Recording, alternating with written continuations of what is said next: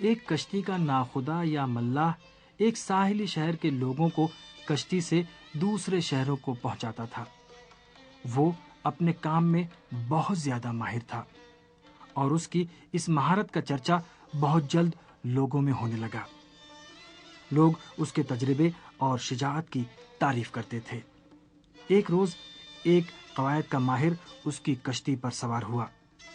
قوائد کا یہ ماہر اپنی تعریف بہت کرتا تھا، ہمیشہ دوسروں کا مذاق اڑاتا تھا اور ان کی باتوں پر اعتراض کرتا تھا۔ وہ کہتا تھا کہ تمہارا جملہ صحیح نہیں ہے، تلفظ غلط ہے اور اسی طرح کی دوسری باتیں۔ گویا وہ یہ چاہتا تھا کہ اس کے اطراف میں بیٹھے سبھی لوگ چپ اور خاموش بیٹھے رہیں۔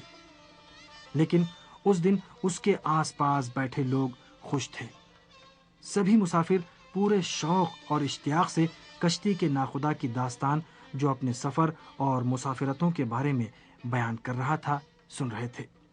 لوگ چونکہ کشتی کے ناخدا کا بہت زیادہ احترام کرتے تھے، لہذا قوائد کے ماہر کو حسد ہونے لگا اور اس نے ناخدا کو دوسروں کے سامنے ذلیل کرنے کے لیے اس سے پوچھا کہ کیا تم زبان کی قواعد جانتے ہو؟ تم نے قواعد پڑھی ہے؟ لغت سے آشنائی رکھتے ہو؟ ناخدا نے تعجب سے جواب دیا، نہیں، میں نے بہت تھوڑی قواعد پڑھی ہے، لیکن جن علوم کے بارے میں پوچھتے ہو مجھے ان کے بارے میں کوئی علم نہیں ہے۔ قواعد کے ماہر نے فاتحانہ انداز میں کہا، تب تو تم نے اپنی آدھی زندگی برباد کر دی۔ ملاح نے خاموشی اختیار کر لی اور قواعد کے ماہر نے دوبارہ خود کو مرکزیت قرار دیتے ہوئے ایک لمبی چوڑی گفتگو چھیڑ دی۔ کچھ دیر بعد گھنے سیاہ بادل آسمان پر چھا گئے اور نرم ہوائیں آندھی اور شدید طوفان میں تبدیل ہو گئیں۔